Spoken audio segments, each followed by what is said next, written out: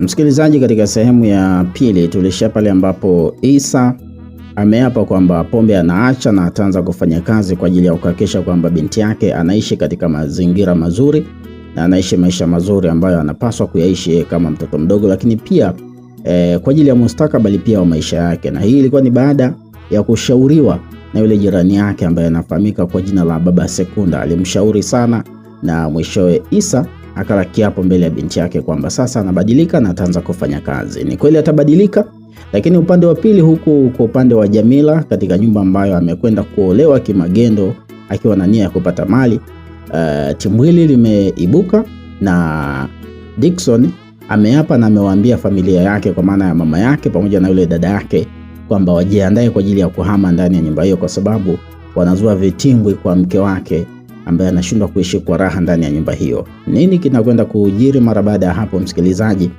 Basi tuungane pamoja. Hapa ni Simulizi Zetu Media. Karibu sana tuweze kusonga mbele katika simulizi hii na kwenda kwa jina la Nibaki na Wewe. Karibu msikilizaji. Basi unaambiwa kwamba saa 2 asubuhi ilipofika, Isa alikuwa tayari amekwisha kuamka, akamwandalia chakula cha asubuhi binti yake. Kisha alimwachia Mama Sekunda, naye aliungana na Baba Sekunda kwa ajili ya kuelekea saiti ambako ujenzi ungefanyika. Hii ndio ilikuwa mara yake ya kwanza kabisa kuingia katika kazi hii ngumu ambayo hakuwa ameizoea, na hii ndio ilikuwa mara yake ya kwanza kuanza kazi za ujenzi. Kwa kuwa aliamua kubadilika, basi alijiambia kwamba kila kitu kinawezekana endapo akiwekeza juhudi. Basi wakiwa njiani wanaelekea eneo ambalo walitakiwa kwenda kujenga, stori za hapa na pale baina ya watu hawa wawili hazikukauka. Ulianza lini kujifunza hizi kazi? A long time, muda kidogo. Kipindi hicho niko chali hivi. Nimejifunza nikiwa kibosho baada tu ya kumaliza darasa la 7. Kwa hiyo naweza kusema kwamba ni kama miaka 25 hivi nyuma ndio nilianza kujifunza hizi kazi. Oh, I say, inaonekana sio kazi ambayo inalipa sana eh? Kwa nini unauliza? Ujue miaka 25 nyuma lakini bado unapanga, ndugu yangu. Isa bwana. Hebu ngoja nikwambie kitu kimoja. Niambie. Hivi kwenye maisha inabidi ujue kitu kimoja. Usipende kukurupuka, na kama umeamua kupata mafanikio ya kweli, basi kuwa msiri sana. Usipende kuweka sana mambo yako hadharani pia, kwa sababu kwenye maisha bana kuna huu uchawi ambao unaitwa uchawi wa husda. Sijui kama ulikuwa unajua. Hapana, nilikuwa sijui. Haya, watu wenye husda ndugu yangu wametuzunguka kila sehemu.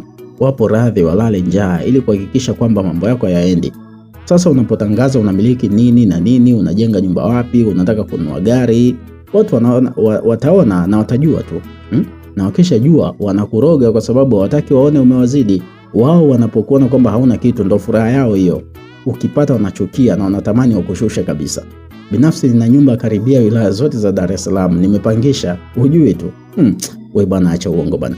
Ulijifunza wapi hiyo mbinu ya maendeleo? Maana sisi watu tukitaka kununua viwanja tu lazima sijui kununua kiwanja, sijui kununua gari, lazima tutangaze kila sehemu. Na tukitaka kujenga au tukiwa tumejenga, basi tutatangaza, kila mtu lazima ajue. Unajua kuna raha ya kulelewa na babu tena ni raha sana. Kwa hiyo mimi kimsingi ni babu yangu ndo alikuwa amenifundisha kufanya hizi kazi. Na pia kufanya hivi vitu na vio kwa siri. Na hii ni busara imetoka kwake. Babu aliniambia kwamba mafanikio mengi yapo kwa wanawake. Tafuta mwanamke mmoja ambaye ameshawahi kumiliki akili na bado anazilinda. Muweke karibu yako huyo. Mpe idea zako kisha mpende. Na hii mbinu nimeitumia sana katika mafanikio yangu Isa. I say, unajua sikutegemea kama siku moja ningekuja kufanya hizi kazi za ujenzi ndugu yangu. Isa, kila kitu kinakuwa na sababu katika maisha. Hata mahusiano kuvunjika yanakuwa na sababu. Usione mtu amechukua maamuzi ya kukimbia ukadhani hakuna sababu. Ipo sababu, na sio lazima mtu akwambie sababu ni hii. Sawa? Wengine hugeuka kuwa samaki baharini, hukaa kimya na kuondoka, lakini utakuja kujua sababu huko mbeleni muda utakapofika. Kweli kabisa, umezungumza kweli. Ndio hivyo. Kwa hiyo huenda wewe uliandikiwa kufanikiwa katika kazi hii, huwezi jua. Lakini nikusii tu kitu kimoja. Hii ni kazi ngumu na yenye pesa kuliko kazi nyingine zote hapa mjini. Okay, kwa itachukua muda gani hadi mimi kujua? Mafanikio yanahitaji muda mrefu sana kuyajenga. Huwezi kuwa bora wa kufanya kitu kizuri mara moja tu, bali unahitaji mwendelezo Isa. Mungu hawezi kukupa mafanikio bila kukutengeneza kwanza. Mungu huwapa pesa wale wenye akili. Lazima ajue kwamba akili yako imekomaa ndo anakupa pesa. Na hata kama akikupa pesa ikiwa akili yako haijakomaa, basi atakupokonya tu. Unarudi katika msoto wa kurukaruka tu kwa njiani. Kwa hiyo kuna muda mrefu sana wewe kujijenga Isa. Inategemea na utayari wako. Okay, mimi niko tayari. Isa alitikia, na hapo ndipo tabasamu kwa kila mmoja lilizaliwa. Waliendelea kupiga story hadi walipofika katika eneo husika. Kazi ya ujenzi ilianza. Baba Sekunda alikuwa ni mtaalamu mzuri sana katika majengo. Aliweza kujenga na Isa alikuwa kama saidia fundi hivi. Lisaa la kwanza kwa Isa lilikuwa kama masaa 2000 kwa mara ya kwanza. Alichoka sana, lakini hakuacha kujimwambafai ili achukue maujuzi zaidi. Kwa hiyo sasa unaona Isa, hapa ili tofali liweze kuganda vizuri, unatakiwa mchanga uingie ndani ya plasta yako, upige vizuri kama hivi. Sawa? Umeona? Unaona ninavyofanya? Baba Sekunda alieleza na Isa alimpiga jicho. Akaendelea kuchukua ujuzi. Njaa ilipomkong'ota, chakula kililetwa. Walikula kwa pamoja na kufurahia, kisha ujenzi uliendelea. Kutoka saa 3 asubuhi ambapo walianza kujenga hadi saa 10 jioni, mwili wa Isa ulikuwa umechoka mno msikilizaji. Siku ya kwanza ilibidi wapumzike na kuishia hapo, na wakajiahidi kwamba wangerudi tena siku ambayo inafuata. Baba Sekunda alimpatia Isa shilingi 30,000 kwa kazi ambayo ameifanya kwa siku hiyo. Uso wa Isa ukaweka tabasamu. 30,000 kwa siku? Mbona pesa nyingi sana? Alifurahi sana, maana hakutegemea kama kuna siku katika maisha yake angeshika pesa kama ile kwa siku moja. Isa, kuna nyingine zitakuja zikiwa na 0,010 huko mbeleni. Kikubwa zaidi, tambua nguvu ya kufanya kitu kimoja kwa muda mrefu. Sawa? Karibu katika ujenzi Isa. Alimkaribisha. Wote wakacheka kwa pamoja, na huo ndio ukawa mwanzo mzuri wa watu hawa. Shoga, ule mpango bwana, naona kama unanivuruga akili. Huyu alikuwa ni Jamila akirejesha kile ambacho alikuwa amekiwaza kwa usiku kucha. Muda huu wa jioni wawili hao walikuwa wamekutana katika pabu ambayo Sesi anaifanyia kazi. Bwana we. Kwa hiyo wewe umepangaje? Yaani kama inawezekana bora kwenda kwa mganga ili kumroga Dickson. Asije akajua nini ambacho kinaendelea. Lakini kusema ni muue Nahya wangu, mimi hiyo haiwezekani. Hapana, kwa kweli sipo tayari. Hivi najua kama uchawi unazidiana wewe. Una kikomo na sio kitu cha kukitegemea sana. Bora iwe hivyo bwana, maana siku ambayo Dickson atatoka usingizini ni kwamba nitakuwa tayari nimeshajipanga. Nitakuwa na kila kitu ambacho nakihitaji. Mganga? Sasa mganga tunamtoa wapi? Mimi mwenyewe ndo nawaza hapa naenda wapi. Ndio bwana nimekuja kwako. Wewe ndo mastermind bwana. Waganga wengi wanapatikana Bagamoyo bwana. Kama unaweza, hebu twende huko. Lakini niwe tu muwazi kwa hili. Mimi kiukweli hapana. Siafikiani nalo kabisa, maana linakuwa na masharti mengi sana. Bwana we nawe. Bora hilo kuliko kuniulia mwanangu. Mimi sitaki kumuua binti yangu. Hata kama nimemkataa siku ile walivyokuja na baba yake getini, lakini roho iliniuma sana. Bado nampenda Nahya wangu kuliko kitu kingine katika maisha yangu. Nampenda mno. Okay. Kama unaona ni hivyo, mimi siwezi kukukatalia. Sesi aliunga mkono jambo ambalo ameambiwa na shoga yake, ingawa kishingo upande. Sasa mbona kama umeitikia kwa shingo upande shoga? Au basi ngoja nifanye hivi. Jamila alizungumza hayo na kumsogelea Sesi na kumnong'oneza kile ambacho alitaka ukifanya. Akatoa shingo yake katika sikio la Sesi na kumuuliza, vipi? Hapo vipi? Hapo kidogo hapo toka umecheza. Tena sana. Lakini la kuua lingekuwa muhimu zaidi, ila hili pia sio mbaya. Safari hii Sesi alikubaliana na kile ambacho ameambiwa, ingawa bado hakuona kama mpango sahihi. Kwake alichokuwa anataka ni kumuondoa Nahya uhai ili kuficha ukweli, kwani alihisi kwamba huko mbeleni angetokea mengine ambayo yangewaweka katika sehemu mbaya. Lakini kwa upande wa Jamila hakuwa tayari kufanya hivyo. Basi majira ya saa 1 usiku, upande wa Isa alikuwa ndo anarudi nyumbani kwake. Alipofika aliona mazingira yamebadilika, hasa mlangoni ambapo aliacha ukiwa kumefungwa. Lakini safari hii mlango ulikuwa umefunguliwa. Akashtuka kidogo. Alipiga jicho kwa ndani, aliona kukiwa na mwanga wa kijani. Hii ikazidi kumshtua, kwani hakuwa ameacha taa ikiwa inawaka, na hata kama ingekuwa hivyo bado wasiwasi angekuwa nao kutokana na taa yake kutoa mwanga mweupe. Mwanga unaotoka kwa sasa ni wa kijani. Akajiuliza ni nani ambaye alikuwa ndani. Akahisi huenda mlango ulifunguliwa na Mama Sekunda kwa ajili ya kumlaza Nahia. Aliingia ndani ili kutizama kuna nini. Macho yake alikutana na mazingira mapya ya chumba. Kila kitu kilikuwa kimebadilika. Chumba kilikuwa na bed sofa kubwa kabisa ya 5x6 ambayo ilikuwa na godoro jipya kabisa. Kulikuwa na sofa la watu watatu pamoja na runinga ambayo ilikuwa ukutani, huku kukiwa na showcase. Akaendelea kushangaa. Akashusha pumzi yake. Akamkumbuka Nahia wake. Haraka sana alitoka nje na kwenda kumuuliza Mama Sekunda, maana ni yeye ndiye alimwachia mtoto kabla ya kuondoka. Mama Sekunda, Nahia wangu yuko wapi? Aliuliza mara baada ya salamu. Alikuja mama yake hapa akamchukua. Mama yake? Mama yake tena? Ndio. Amemfuata mwanae. Hatukuweza kumpinga, tulimwachia. Mama Sekunda aliweka neno lake. Akamtazama Isa ambaye alinyong'onyea sijue nini la kufanya. Hata maswali ya nani alikuwa amesafisha kile chumba. Aliwaza kuhusu mwanae na si vinginevyo. Kuchanganyikiwa ndio kitu ambacho Isa alishindwa kukikwepa. Alichanganyikiwa vilivyo. Kwa kuwa alikuwa akifahamu wapi Jamila angeweza kumpata. Haraka sana alienda kuchukua kanda mbili zake kwa ajili ya kumfuata ili amchukue mtoto wake. Alipovaa kanda mbili na kutaka kutoka nje, ghafla kicheko kutoka kwa Mama Sekunda kilifuatia. Kicheko hiki kilimfanya Isa kusimama. Akamtazama Mama Sekunda aliyesimama mlangoni kwake na kumuuliza, "Sasa wewe unacheka nini? Nini kinakuchekesha? Yaani sikutegemea kama ungekuwa tayari kupigana kwa ajili ya mtoto wako. Unamaanisha nini?" "Nilikuwa nakutania bwana. Mwanao yupo sehemu salama kabisa." "Mama Sekunda, hebu acha masiala ujue. Mwanangu wewe ujue." "Isa bwana, kweli yupo sehemu salama Nahia. Hata usiwe na hofu." Jibu la Mama Nahia lilimfanya Isa kushusha pumzi nzito. Hakuamini kile ambacho alikuwa anaambiwa, maana hakuna siku ambayo aliwahi kuingia katika matani na Mama Sekunda. Alimuuliza, "Yuko wapi sasa mwanangu?" "Mbona kuhusu chumba chako kubadilika hujauliza?" Yaani uulize kabisa nani ambaye amefanya hivyo? Mimi kujua Nahia kaenda wapi nadhani ndio la muhimu kuliko hizo asset ambazo anaweza kununua muda wote ule. Unaonekana una akili sana. Hata hivyo Nahia amechukuliwa na Nadhifa, kaenda saluni kumweka nywele sawa na akasema anaweza kurudi muda si mrefu. Nadhifa tena? Ndio, kaja hapa, kaweka vitu vyake ndani pamoja na hizo sofa, sijui makolokolo yake hayo yote akaweka yeye. Alijibu Mama Sekunda.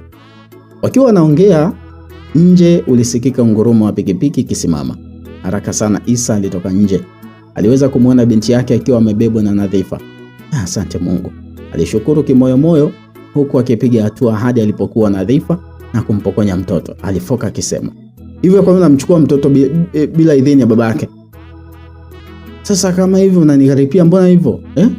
Mbona nikaripia hivyo? Unadhani hata ningekuja hapa kukuambia na muomba mtoto ungenipa kweli wewe? Kwa nini usiwe na shukrani, maana mtoto kapendeza, unaona kapendeza hivi. Nimenunulia nguo, nimemnyoa vizuri, anaonekana vizuri kabisa kama watoto wengine. Si unaona?" "Haya, asante nashukuru."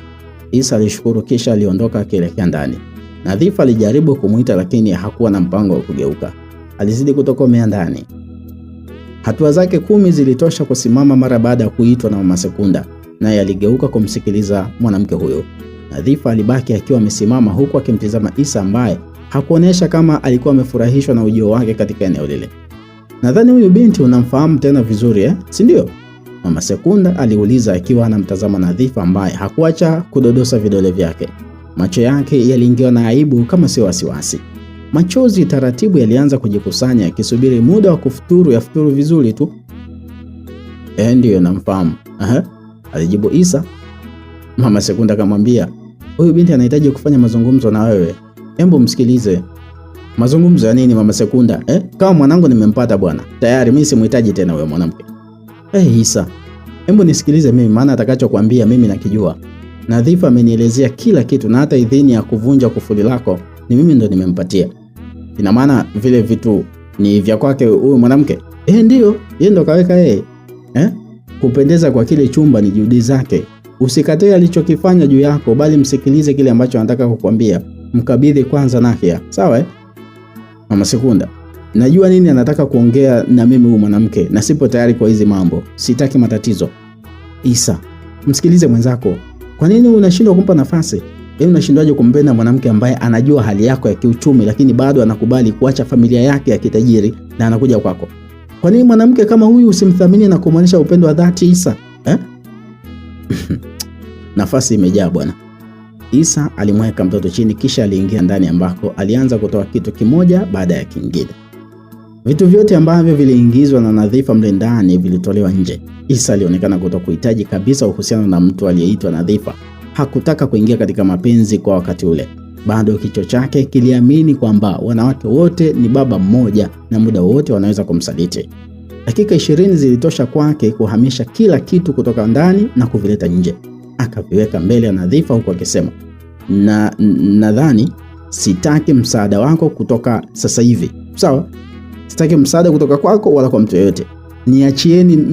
Mniache kabisa na maisha yangu. Siku nikiwa tayari kuingia katika mahusiano basi nitakutafuta. Ondoka. Kauli hii ilimchoma Nadhifa, ilimuumiza ndani ya moyo wake. Machozi ambayo yalikuwa yanasubiri nafasi ya kutoka nje sasa alipatiwa uangalizi maalum. Yalitoka kana kwamba hayatakauka. Nadhifa alilia. Nadhifa alilitafuta kosa lake mbele ya Isa lakini hakuweza kulipata. Yamkini kama hujalia kisa mapenzi msikilizaji, basi huenda baada hujapenda. Mimi nakwambia kabisa yani. Nadhifa alidhihirisha ile, akisema kwa sauti iliyojaa kitetemeshi na kilio cha kwikwi, Isa, wewe kwangu ni zaidi ya maji kwa mgonjwa mahututi kitandani. Isa, kwangu ni zaidi ya maua kwa nyuki mwenye njaa na anayehitaji asali. Kwangu wewe ni furaha Isa, wewe ni amani, wewe ni tabasamu maishani mwangu. Nikikuona tu nafarijika. Yaani wewe kweli umechanganyikiwa wewe. Sawa, ndio nimechanganyikiwa kwa kuona na nyanyasika ikiwa nina upendo wa dhati. Nimeacha mangapi Isa kwa ajili yako? Nimefanya mabaya ambayo unaweza sema kwamba nimekosea kwako. Hebu niambie nimefanya mabaya gani hayo? Kwa nini unanitengenezea dunia ya maumivu hivi? Kwa nini? Nitaweka wapi sura yangu ikiwa kila mtu anajua kwamba sina pa kwenda na nimekubali kuja kuanza maisha na wewe? Siko tayari sasa. Sasa kwa nini unalazimisha? Siko tayari. Wewe unalazimisha kwa nini? Isa, nifikirie chozi langu basi. Nione huruma. Nakupenda Isa. Unataka nifanyaje ili uamini kama nakupenda? Nifanyaje mimi? Nadhifa, unataka kunipa dhambi katika nyakati ambazo nimesha tubu. Moyo wangu umekufa ganzi mama. Sawa? Sina tena mpango wa mapenzi. Sina na sitakuja kuwa nao. Kipaumbele changu kwa sasa ni pesa. Sio mapenzi. Mimi sina mapenzi tena. Sina mapenzi ya dhati mbele yenu nyewe wanawake. Naomba uondoke. Isa, najua umeumizwa vya kutosha, lakini hebu mpe nafasi mtoto wa watu. Mimi naamini kwamba Nadhifa ni mwanamke mzuri. Anaweza kukushika mkono akawa mama bora kwa mwanao na hata mke bora kwako. Kauli hii ilikuwa ni ya Baba Sekunda, mwanaume ambaye Isa alikuwa akimsikiliza kwa namna fulani. Kimya kilipita huko Isa akiyafikiria maamuzi yake. Ingawa Nadhifa alikuwa na mapenzi ya dhati kwake, lakini kwa namna ambavyo mapenzi yamemnyoosha, hakuona upendo ule kama ungeweza kumfikisha sehemu salama. Badala yake angeteseka tu. Baba Sekunda alipoona Isa yupo kimya, aliweka nyundo nyingine akisema, unajua kuibadilisha nafasi ni swala la muda mfupi sana. Endapo ukisema ndio, nimekubali, huyo ndio atakuongoza katika kila hatua ambayo unataka kuipiga. Nielewe kile ambacho nilikuambia kuwa nimeambiwa na babu yangu mimi. Narudia tena ni kwamba tafuta mwanamke mmoja ambaye ameshawahi kumiliki akili na bado anazilinda. Muweke karibu yako, mpe idea zako za maisha, kisha mpende. Sasa mwanamke mwenyewe ndo huyu hapa Isa. Hebu kubali moyo wako upokelewe na mwanamke huyu. Nyundo hii iligonga sehemu sahihi kabisa. Isa akainua macho yake na kumtazama Nadhifa ambaye alikuwa amekata tamaa kabisa. Nadhifa ambaye alikuwa ameloa kwa machozi akapiga hatua mbili hadi alipo. Kisha alimshika mikono yake yote miwili na kumtazama usoni. Sura nzuri ya malaika mweupe mwenye macho madogo, mashavu makubwa kiasi na midomo ya kuvutia kama mdoli ilionwa na Isa ambaye alisema, naomba nibaki na wewe. Akamfuta machozi kwa mkono wake wa kulia. Kale ka feeling fulani hivi ambacho Nadhifa alikapata kalikuwa na mfano ambao hauwezi kuelezeka. Ulizidi utamu wa kutoa uchafu sikioni kwa kutumia unyoya wa kuku msikilizaji. Tena unyoya ambao umelowanishwa kwa maji ama matemate hivi. Unajua kale ka feeling fulani hivi Kauli ya nibaki na wewe ilikuwa ni kauli ambayo ilisubiriwa kwa hamu kubwa sana na Nadhifa ambaye alimkumbatia Isa kwa nguvu. Hakuamini kama kweli alikuwa amekubaliwa. Ama kwa hakika, love is a beautiful thing created by God. Upendo ulijidhihirisha wazi wazi, kwani walibadilishana mate mbele ya Nahia, mbele ya majirani. Nahia alipiga makofi kama kuwapongeza hivi. Ni kama kalijua mambo yanayoendelea katoto wake kambea. Kitu ambacho kilifanya wacheke na kumweka katikati yao. Mama Sekunda aliwapiga picha pamoja kama sehemu ya kumbukumbu. Huu ndio ukawa mwanzo wa wawili hao kuanza maisha ya pamoja, huku kila mmoja akiamini kuwa hakuna ambaye angebadilisha ama angebadilika kwa siku za mbeleni. Wakawa tayari kula na kulala na njaa pindi wakiwa pamoja. Kutoka katika jumba la kifahari hadi katika geto lililokosa paka, geto la mhuni anayeshindilia mihogo pale Goba. Nadhifa hakuona noma, alikubali kufuata kile ambacho amekichagua, ili mradi tu moyo wake ulikuwa umeridhika na ana imani kuwa yupo sehemu salama. Usiku wa kwanza wa Nadhifa na Isa ulikuwa ni usiku bora kwao. Waliweza kuzungumza mambo mengi sana katika maisha yao. Idadi ya mambo zaidi ya 20 waliongelea kwa pamoja. Isa alitaka kufahamu zaidi kuhusu mrembo yule ambaye ameweka makazi rasmi chini yake. Wakiwa wamelala huku wakitizamana na katikati yao akiwemo Nahia, Nadhifa alijibu alichoulizwa na Isa akisema, kulikuwa na maamuzi mawili mezani kwangu: kufuata upendo wa dhati niliokuwa nao ama kukubali kubakia pale nyumbani. Ukweli ni kwamba hata kama ninawapenda wazazi wangu na wao ndio wamenileta na wamenilea hapa duniani, lakini moyo wangu uko kwako. Ndio maana nimeondoka. Kwa hiyo wazazi wako sasa hivi wanakuhesabia vipi yani? Hakuna ambaye yupo upande wangu, wote wamenikana, lakini baba anasema anaweza kutoa baraka lakini sio kunipa msaada wa aina yote ile. Kwa hiyo kama tukitaka kuoana je, itakuwaje? Hilo liko juu yetu, lakini swala la kwamba yeye awe msaada wakati niko kwako ndio kitu ambacho hataki ukisikia. Lakini jana usiku nilikaa na dada tukaongea kitu. Pole na asante kwa upendo. Isa bwana, usijali. Unajua nimeachiwa kitu kimoja ambacho nimeambiwa kikiisha basi hakuna mtu atanisaidia. Kitu gani? Kuna duka la simu za iPhone pale Mlimani City. Baba amenipatia. Sasa nawaza nikupe wewe uwe unasimamia au nisimamie tu mimi mwenyewe, Akunipa mimi itakuwa ni uongo, maana sijui lolote kuhusu simu, sijui na kuuza maduka, sijui nini. Hapo unaweza kukaa wewe tu na mimi niingia katika ujenzi, na jioni kurudi basi tunakuwa pamoja, tunaunganisha mahesabu, au unasemaje? Hata Mama Sekunda aliniambia hivyo hivyo. Na mimi nakuahidi kwamba sitakuangusha. Nitafanya kila linalowezekana ili kuhakikisha kwamba tunafanikiwa kwa pamoja na tunaishi maisha mazuri, alisisitiza Nadhifa huku akipeleka mkono katika kifua cha Isa na kuanza kukipapasa. Ulikuwa ni mpapaso ambao hakuna mwanaume angeweza kujizuia kupeleka mkono kwa Nadhifa. Isa alijikuta akimpapasa, akimsogeza Nahia pembeni ili ajibu mashambulizi. Wawili hawa waliingia katika kuchikuchi fulani hivi za kiotae na kuanza kuzagamwana. Kila mmoja alionyesha mwenzake kile ambacho alikuwa amepewa na Mwenyezi Mungu. Kwa mara ya kwanza Nadhifa alifanikiwa kupata penzi safi na nzuri kabisa kutoka kwa kijana ambaye alikuwa anasimama getini kwao. Hakuamini. Shaona ile mtu yani unamkrashia kitambo sana, muda mrefu sana, alafu hiyo siku ya kwanza unampata. Siku ya kwanza uko naye, ile feeling ile. Basi uso wake ulijaa tabasamu. Macho yake yaliendelea kumtazama Isa kila alipopeleka mshindo. Sauti ya mahaba ilikuwa ikimtoka kila wakati. Isa naye aliamua kumaliza ugwadu vilivyo. Alifanya kana kwamba hatofanya tena. Ilikuwa ni show ya kibabe ambayo Nahia hakushuhudia kutokana na usingizi. Kumbuka Isa na muda mrefu sana naye ana ugwadu muda mrefu sana haja tangu mke wake aondoke. Kwa hiyo mambo nayo ilikuwa muda mrefu sana hajayapata. Kwa nisimalize yote bwana. Nadhifa alijiambia kutoka moyoni mwake, asante Mungu, nafurahia kuona nipo na Isa, naomba unilinde na unilindie pia Isa wangu. Akajilaza katika kifua cha Isa, kisha naye alimkumbatia Nahia. Usingizi ulipokuja haukutaka mjadala tena, uliwapitia. Wote kwa pamoja walilala. Basi asubuhi na mapema jua lilipopambazuka, lilimkuta Nadhifa akiwa tayari amekwisha kuamka na kuandaa chakula cha asubuhi kwa maana ya chai katika jiko la mkaa ambalo aliazima kwa Mama Sekunda. Pembeni yake ulikuwa na Nahia aliyekuwa akipika tu kwa kutumia vifuu. Akiwa anaendelea kupika, Isa alitokea chumbani na kusimama kando yake, kisha alisema, umewahi kuamka? Akamjibu akamwambia, ni kawaida kwa mwanamke. Ukiona mwanamke anachelewa kuamka, huyo hapendi maendeleo ya mwanaume. Haya sawa. Sasa mimi nataka kuingia job kule kwa jana, maana Baba Sekunda ameshatangulia, mimi nimechelewa kidogo.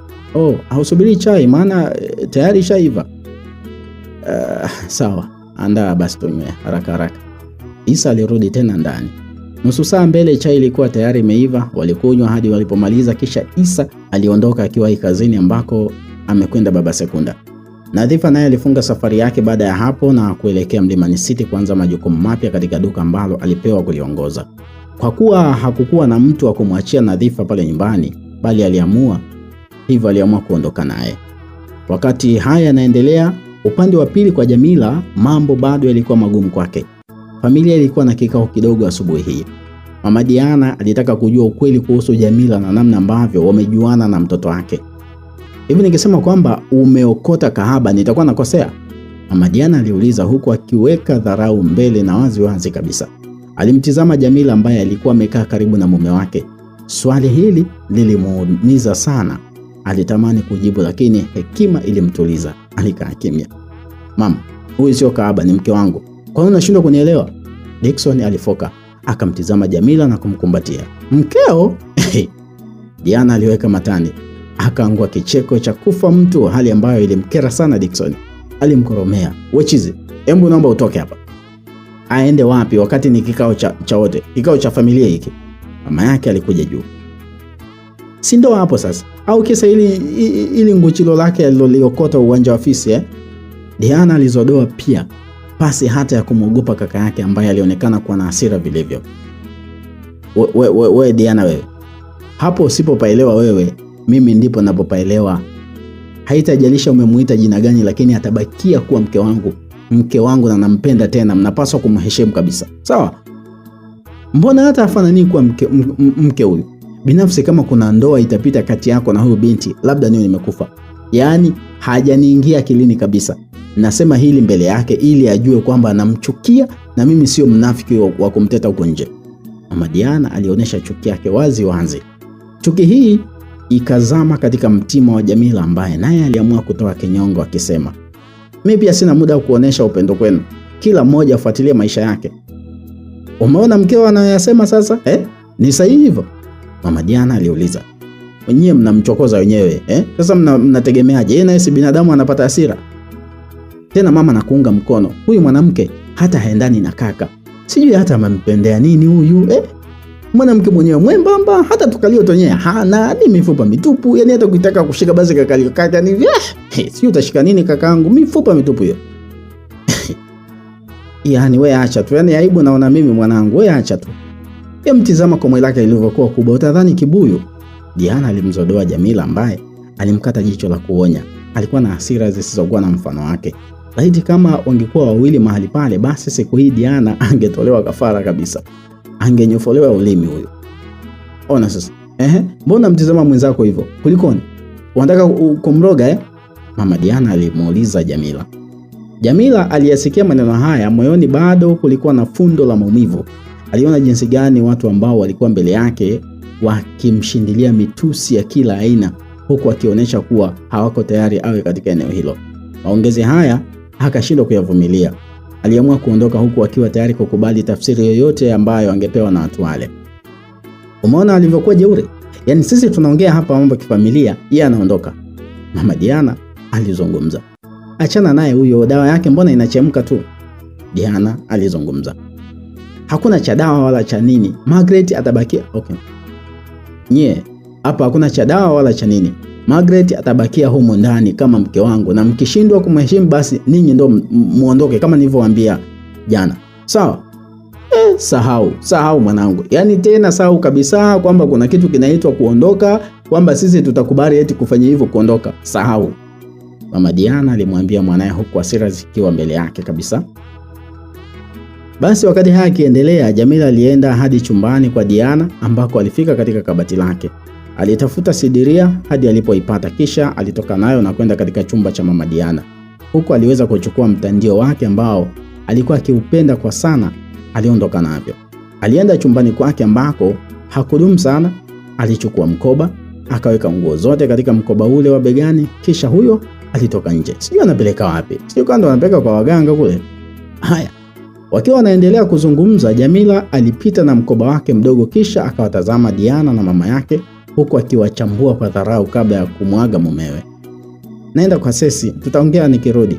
Alimsogelea na kumpiga busu. Macho yake yakatoa kwa Diana ambaye Alibinua midomo na kutema mate pembeni huku akiziba pua yake. Jamila alilipiza dharau hizi kabla ya kumtizama Mama Diana ambaye alionekana kuchukizwa zaidi, maana hakumtizama Jamila kwa uzuri. Niangalia hivyo hivyo, naenda kukuroga we mbwa. Usipookota makopo basi niko pale uniite mbwa. Aliyaongea maneno haya Jamila katika moyo wake kabla ya kuondoka mazima katika eneo lile. Nafsi ya kumroga Diana na mama yake ilimwingia.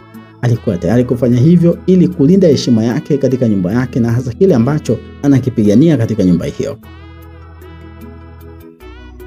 Basi majira ya saa 10 jioni, Isa upande wa pili alikuwa akiendelea na ujenzi, lakini katikati ya shughuli hii alishangaa kumwona Nadhifa kwa mbali akiwa amembeba Nahia. Akashtuka kidogo, maana hawakukubaliana wakutane eneo lile, na hata walipoagana ni kwamba Nadhifa aliahidi angerudi muda mwingine tofauti na ule ambao yeye anamuona. Hii ikampa mashaka. Alihisi kama siku dhani kuna jambo ambalo linaendelea. Haraka sana aliacha tofali na kupiga hatua hadi alipokuwa Nadhifa. Alimwona akiwa amenyong'onyea sana huku sura yake ikipoteza nuru. Moyoni alijiambia kwamba kuna jambo linaendelea ambalo si zuri. Akamuomba waende kuzungumza kwa pembeni. "Vipi? Kuna nini? Nini kinaendelea?" Isa aliuliza. Akamtizama Nahia na kumweka katika maungo yake.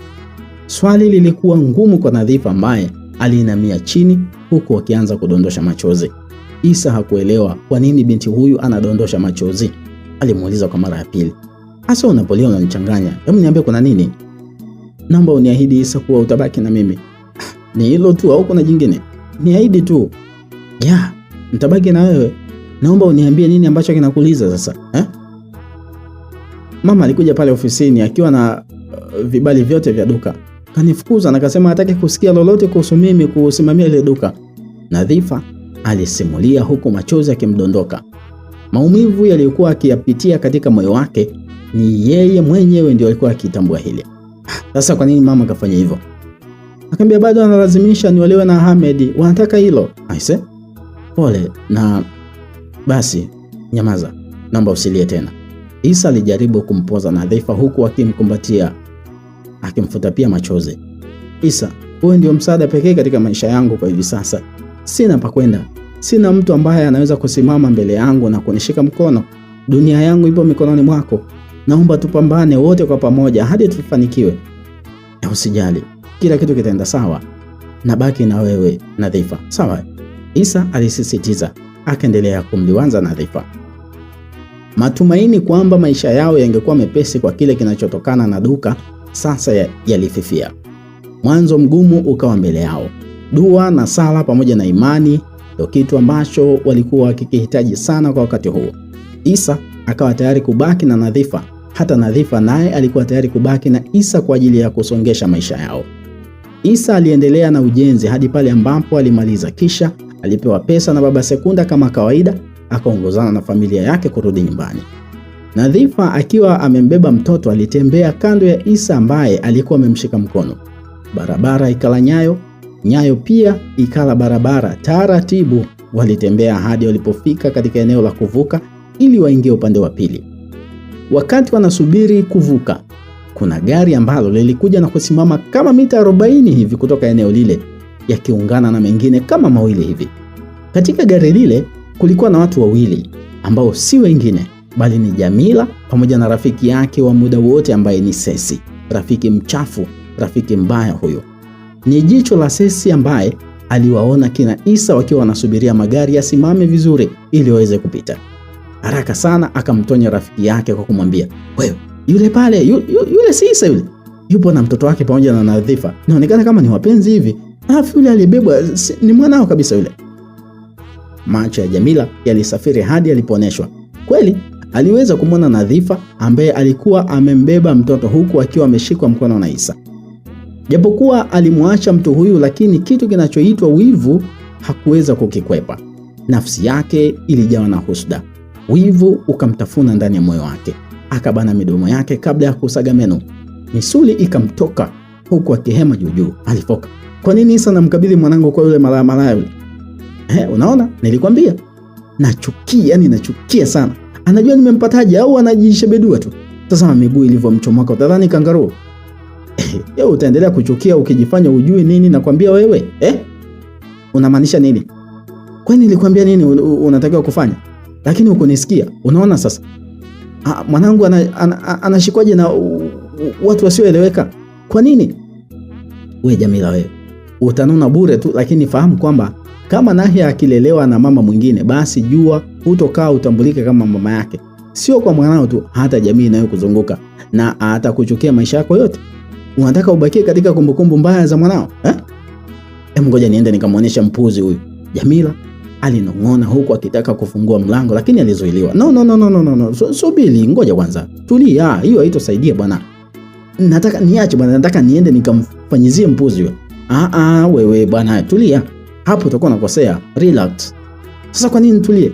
Mtazame Isa anafanya ujinga mbele ya watu kabisa. Wanashikana kiuno huku amembeba mwanangu. Wanamfundisha nini sasa mwanangu? Jamila bana, hivi unajua tumetoka kwa mganga na tuna kila kitu ambacho tunakihitaji. Kwani unachofanya Isa pale kinakuumiza? Yaani anachofanya Isa pale wewe kinakuumiza? Akiniumiza bana, lakini mimi sijapenda tu. Hujapenda nini wewe nakujua. Okay, sasa basi naomba tufanye kitu kimoja.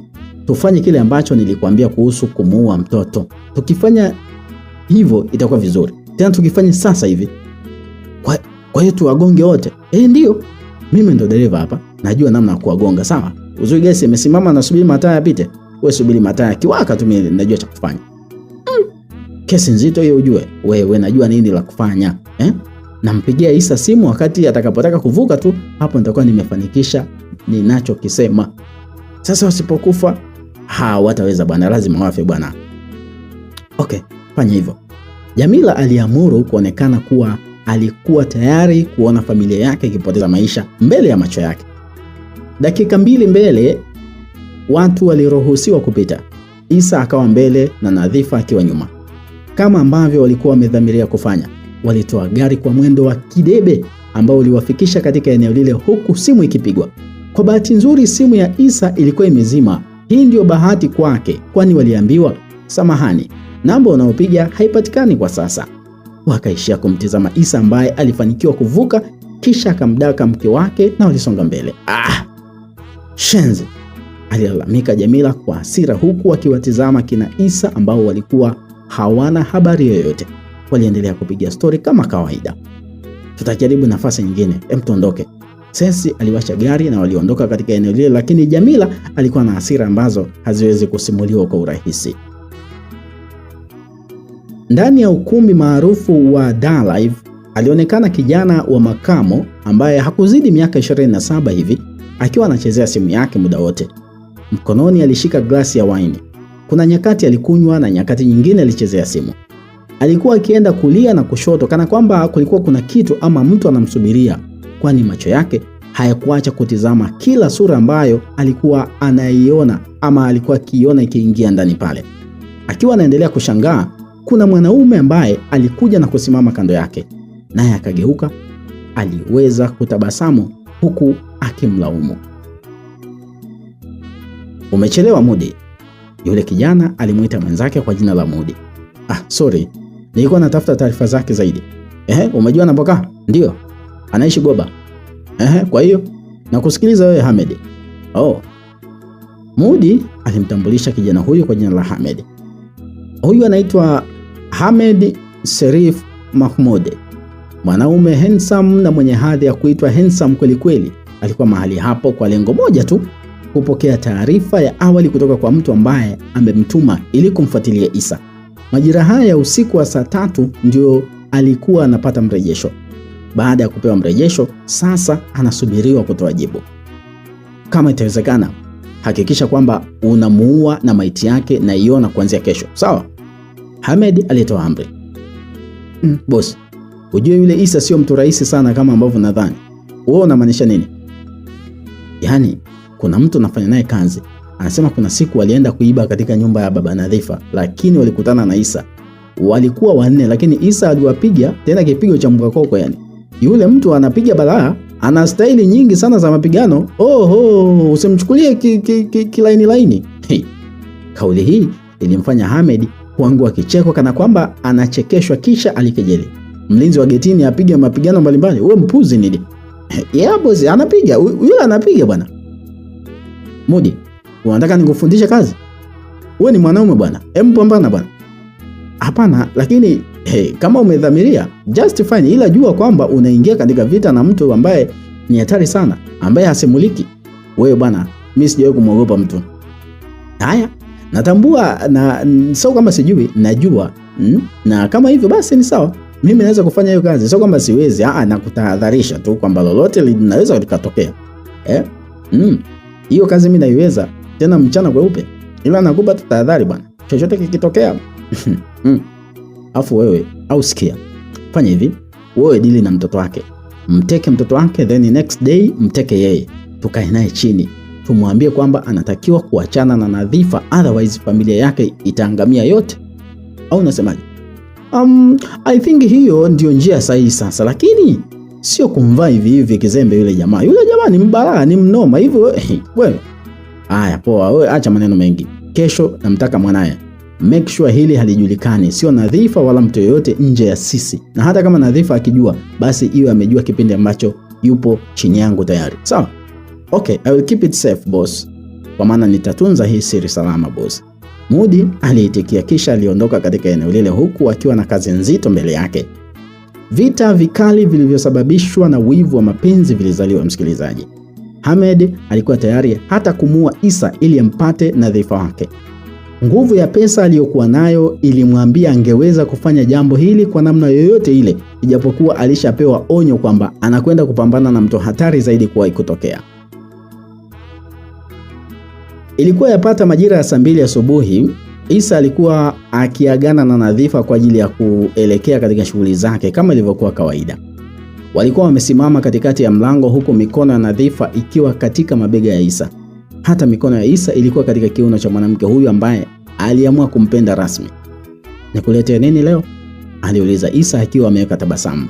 Macho yake yakatoa katika uso wa Nadhifa ambao ulinawili kwa tabasamu. Kicheko cha furaha kikamdondoka Nadhifa huku akideka. Alijibu, baby bwana, sidhani kama kuna zawadi ambayo ni muhimu ikiwa unarudi nyumbani haupo salama. Kwa hiyo nataka uniletee usalama wako tu." "Lakini zawadi ni muhimu pia, baby wangu." "Hamna, zawadi ni muhimu kuliko wewe." "Hapana, mimi ni wa muhimu zaidi kwako na kwa Nahia pia namaanisha, si ndio?" "Alafu sio Nahia, sema mtoto wetu. Kwani unakuwa unanitenga?" Nadhifa aliuliza akiwa na sura ya upole. Hata lile tabasamu ambalo aliliweka hapo awali lilitoweka. Alikuwa akihisi kama anatengwa linapokuja swala la mtoto, maana mara kadhaa Isa hakuwa akisema kuwa ni mtoto wetu, badala yake neno wangu ama jina la Nahia alikuwa akilitumia zaidi. Isa alimbembeleza, sorry, nisamehe, nimekosea. Stop kuita tena hivyo, au sitosema hivyo tena, sawa? Haya, usirudie. Nadhifa alionya akiwa anaivuta pua ya Isa na kuiachia. Wote wakaangua kicheko. Kwa hiyo kuhusu zawadi je? Okay. Lete tu zawadi yote, maana umeng'ang'ania. Okay, kuhusu hilo usijali, nitaleta zawadi, lakini kumbuka kujichunga. Sawa Usijali love, nitafanya hivyo na mchana ukifika nitakuletea chakula. Sawa, kwa hili. Isa alimpiga busu la paji katika uso wake, kisha alimshika kiuno na kumtekenya kidogo kabla ya kumwachia. Baada ya hapo aliondoka. Macho ya Nadhifa yalimtizama mpenzi wake, mwanaume anayempenda akiendelea kupiga hatua. Isa alipiga hatua kama 20 hivi kabla ya kusita kuendelea na safari. Kuna gari ambalo lilikuja na kumpita kwa mbele, kisha lilisimama kwa muda kabla ya kuondoka. Isa alilitazama gari lile kwa umakini mkubwa sana. Ni kama alikuwa na mashaka nalo, lakini alipoona gari limetokomea mbele zaidi, wasiwasi ukamvuka. Aliendelea na safari.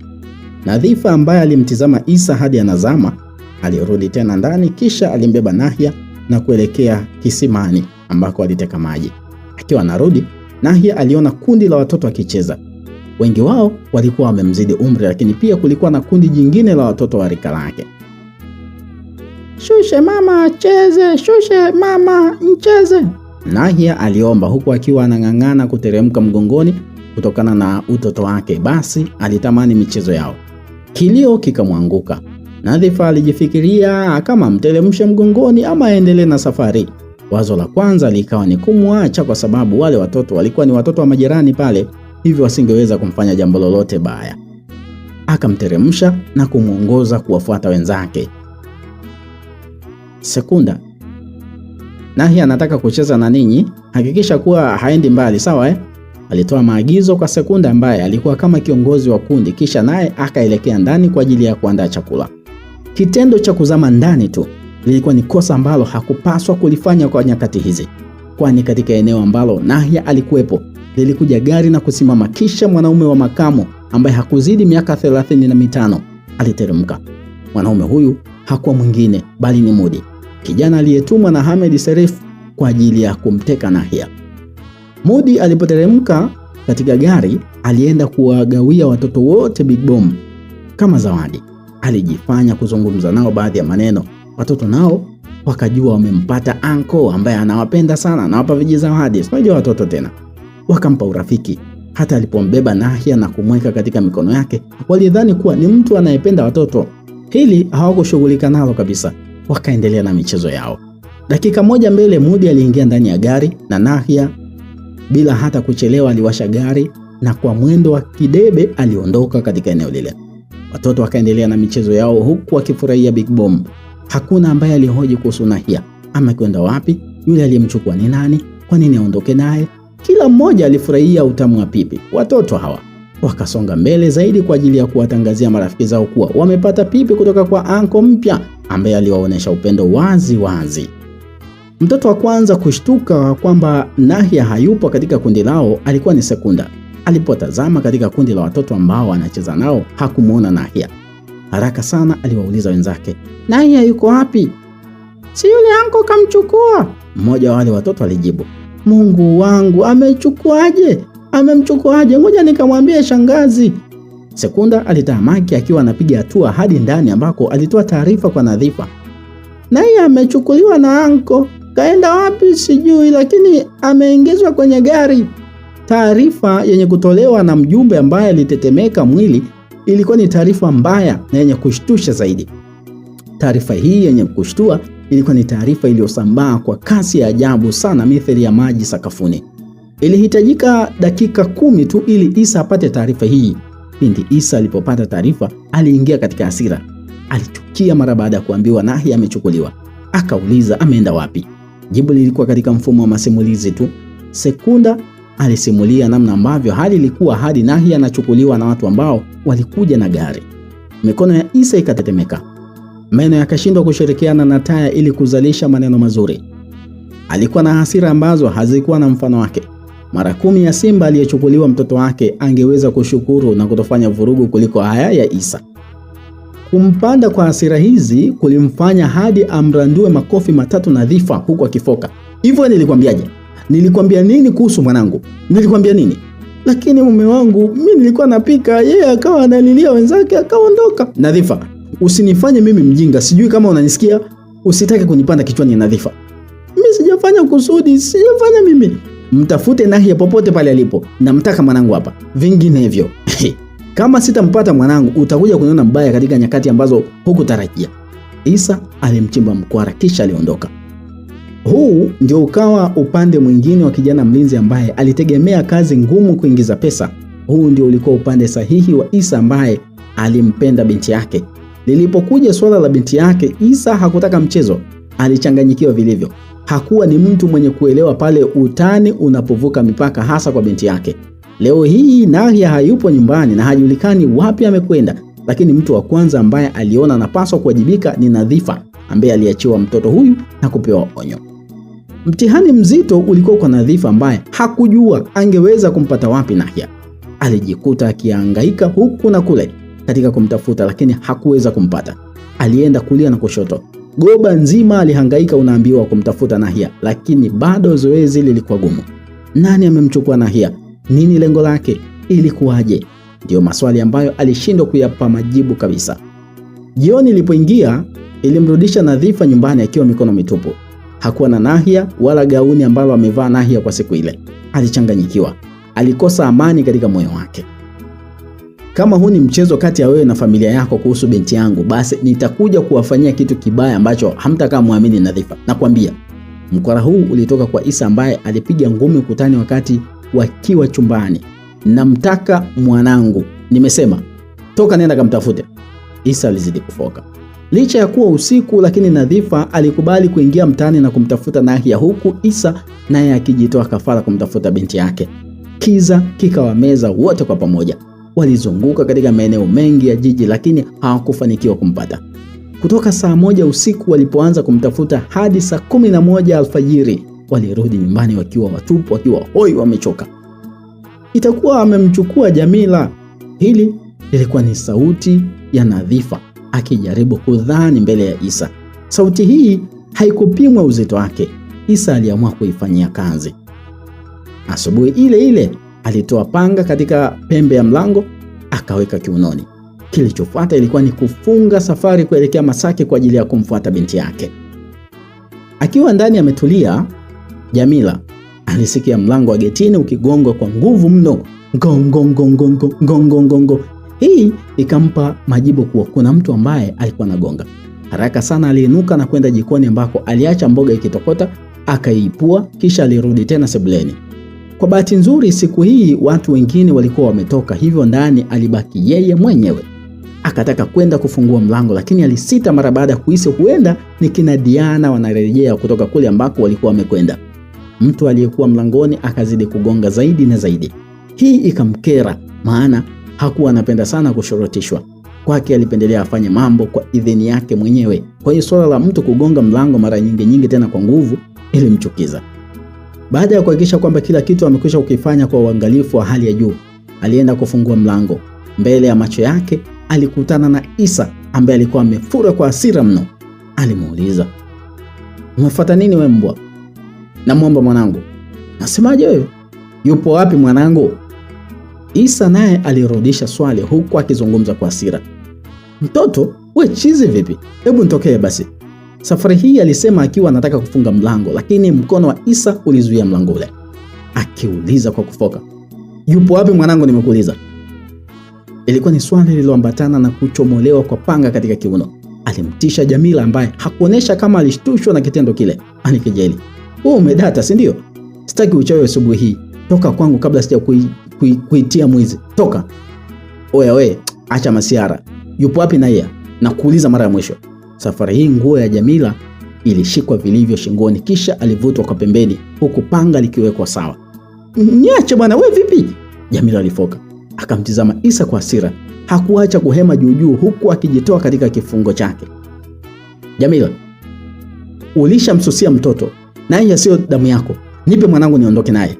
"Oh, kumbe mtoto umempoteza eh? Sasa hivi ndo napata picha kamili. Okay, niambie mtoto umempeleka wapi?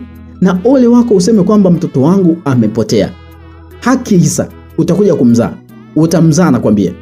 Jamila alibadilisha mada. Upepo wa kesi sasa ukahama kwa kasi sana, kutoka kwa Isa kwenda kwa Jamila, hadi kwa Jamila sasa umerudi kwenda kwa Isa. Jamila alianza kujua na akaanza kuja juu akisema, "Sikukuachia mtoto ili umpoteze. Usione kwamba niko nje ukadhani damu yangu siipendi.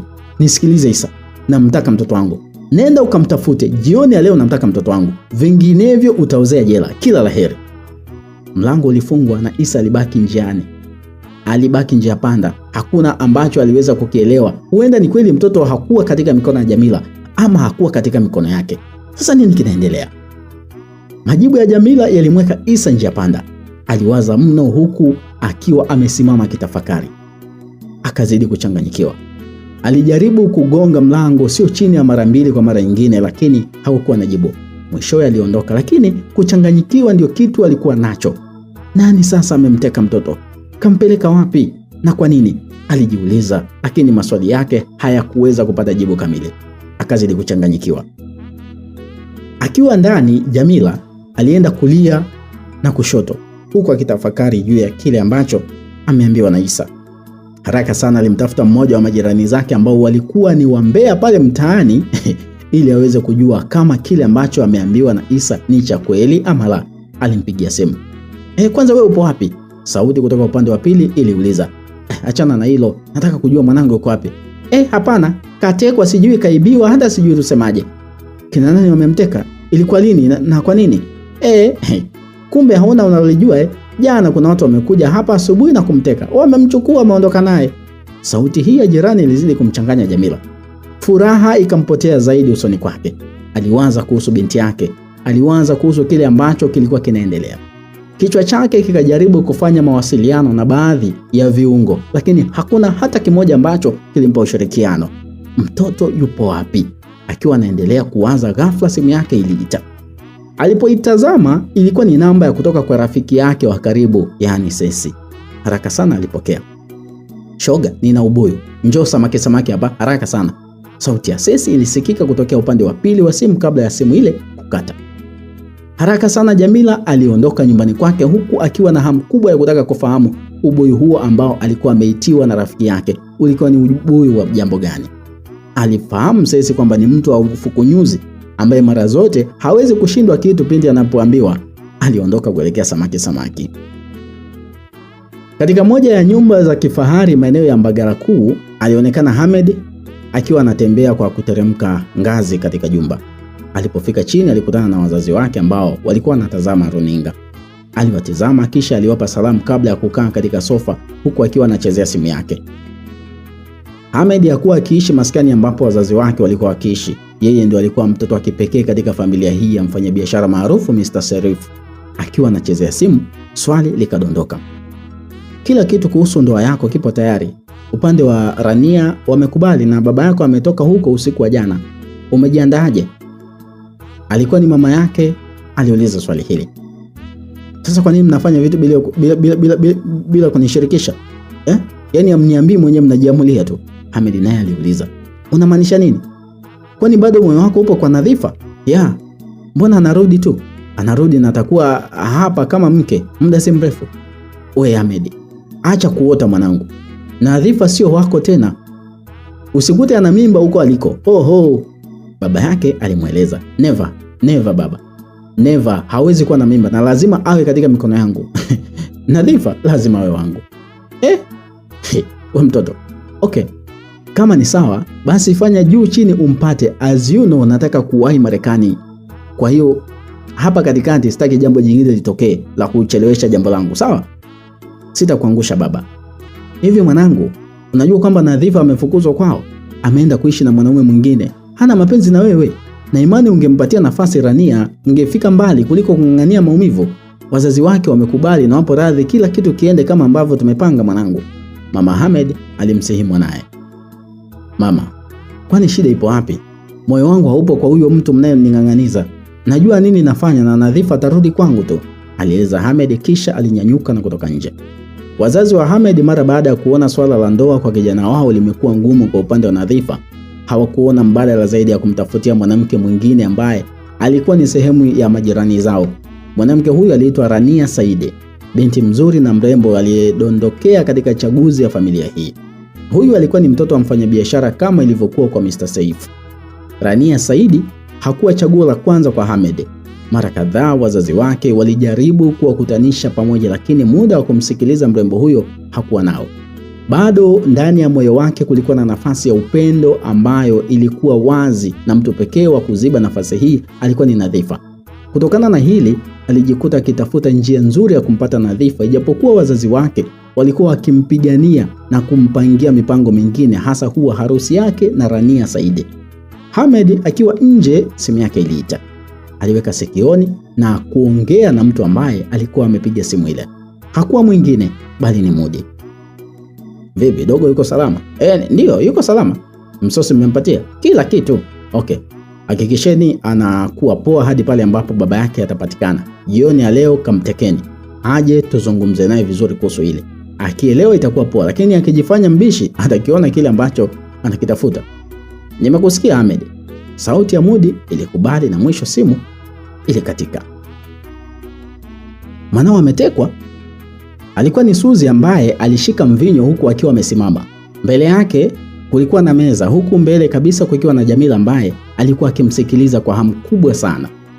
Baada ya kupewa taarifa mbaya kuhusu mwanae, aliweka swali na kuuliza, nani amemteka mwanangu? Jamila bwana, mbona una pressure wewe? Ile ujue ni damu yangu, napaswa kujua kwamba ametekwa na nani. Kuna kitu kinaendelea ambacho usipokuwa makini kitakuja kukuweka katika sehemu mbaya na huenda utahusishwa katika hili. Amka na kuwa tayari kufanya maamuzi wewe. Maamuzi yapi na kipi ambacho kinaendelea? Mbona sielewi? Kuhusu mwanao na maisha ambayo umeyachagua. Unahitaji kuwa sehemu moja katika maamuzi, lakini bado haupo tayari kufanya hivyo. Sijaelewa. Wewe unafahamu mwenyewe tunachokipigania, Na mimi unajua kitu gani na kupigia kelele kila siku. Unatakiwa kusimamia jambo moja tu. Kumbuka unaishi katika kivuli gani. Sawa? Okay. Hem, tufanye kwamba nimekubali kulaumiwa. Nataka kujua mwanangu yupo wapi? Jamila aliuliza kwa kusimama katika swali lile. Yalikuwa ni majira ya saa 5 asubuhi na kulikuwa mazungumzo haya baina ya marafiki wawili ambapo walikutana katika mgahawa Addis Nda. Katika maongezi yao inaonyesha kuwa Cecy alikuwa akifahamu kila kitu ambacho kinaendelea kuhusu kutekwa kwa mtoto wake.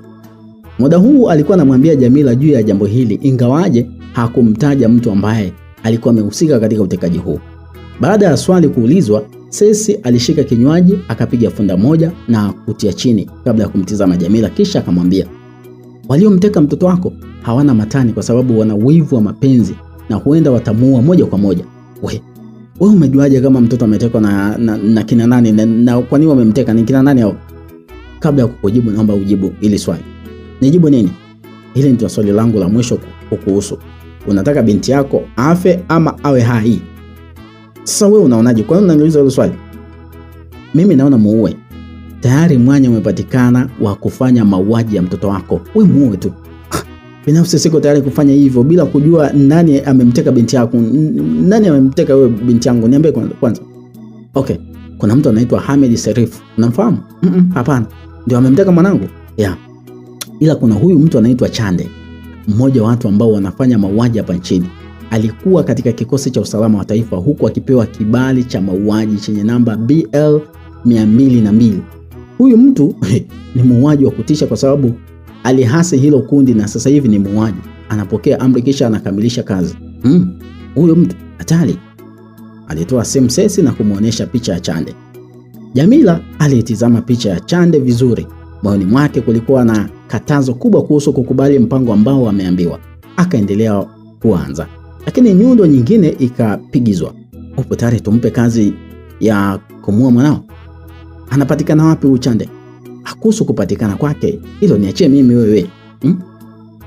Unaweza kunipa muda nikafikiria kwanza? Unadhani mafanikio yapo kwa ajili ya watu wanaosubiri kesho? Leo yako inakupa unachokihitaji wewe. Alafu mbona unakuwa na wasiwasi kuhusu kuua mtoto wako ikiwa hata baba yake mwenyewe umpendi? Hakuna kitu sasa ukijui kuhusu mimi na Nahia. Nampenda sana yule mtoto. Lakini wewe yule sio mtoto wako tena mpaka sasa hivi. Hayupo katika mikono yako. As you said, baba yake alikuja kwako, akakuchimba mkwara. Tumia huo mwanya kujinufaisha wewe. Yeye ndo atawajibika katika kesi hii na sio wewe. Mtoto alipoteaje? Nani alimteka? Hata polisi wakitaka kuanza na uchunguzi wataanzia kwake tena. Na inatambulika kuwa wewe haupo, umetelekeza familia. Hiyo mbona rahisi tu. Yeye atajua anafanyaje huko mbeleni na wewe hutokaa uhusike. Cecy alimaliza maelezo ya ushawishi kwake. Kimya kirefu kilivutwa na Jamila ambaye aliwaza kwa muda. Kichwa chake kilichakata mambo kadhaa kuhusu binti yake. Akalikumbuka tabasamu la Nahia, ucheshi wake na kadhalika. Mwisho roho ya kishetani ikamfika. Alijibu, sawa, nimekuelewa. Mpe kazi huyo mtu. Jibu zuri. Let's have a fun and cheers. Cecy alinyanyua glasi na walipata kuzigonganisha kisha walikunywa kwa pamoja. Usoni kwa Jamila kulikuwa na tabasamu lakini moyoni mwake kulikuwa na huzuni kuliko alivyoonekana. Aliona anakwenda kumtoa kafara binti yake kipenzi ambaye alimpenda kwa dhati. Angefanyaje ikiwa ramani ya matukio yote ilikuwa katika mikono ya Cecy? Alikubali kufanya hivyo. Sahihi ya kifo ikapatikana. Wakajiandaa kupokea taarifa mbaya itakayofurahisha zaidi katika maisha yao. Basi tukiachana na huko, ilikuwa yapata majira ya saa 1 usiku. Isa alikuwa akirudi nyumbani kwake huku mikono ikiwa nyuma. Kuzunguka maeneo mbalimbali, alimuulizia binti bila mafanikio yoyote. Alichoka sana. Akiwa amebaki kama mita 10 hivi ili kufika nyumbani kwake, ghafla lilikuja gari na kusimama mbele yake. Haraka sana katika lile gari walishuka vijana wawili na kumsogelea Isa. Kutokana na umakini aliokuwa nao, Isa alijipanga vyema. Kijana wa kwanza alimsogelea lakini hakumpa nafasi hata ya kumshika.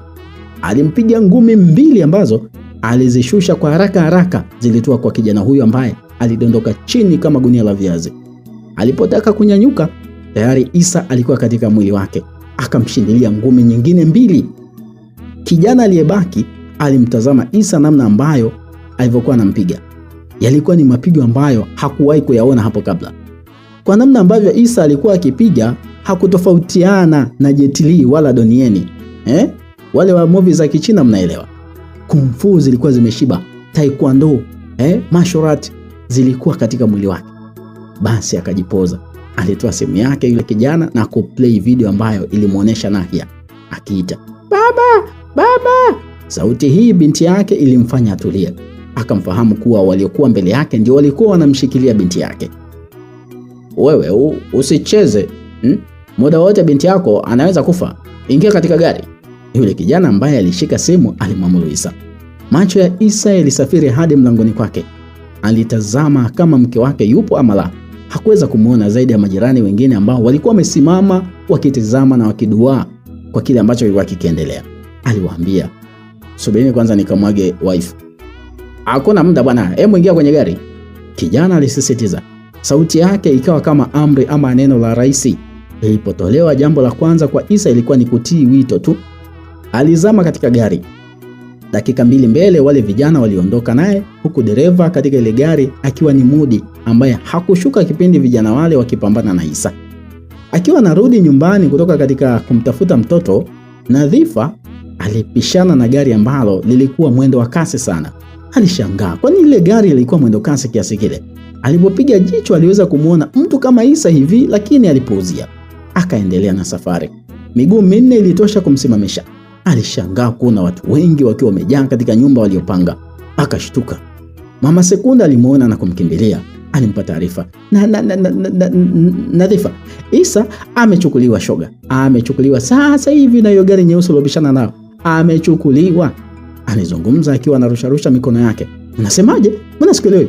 "Isa ametekwa. Yaani ametekwa na wanaume watatu. Walikuja pale wakasimama pale na gari kasimama pale. Wamepita njia hii wameondoka. Nadhani umepishana nao." "Kina nani?"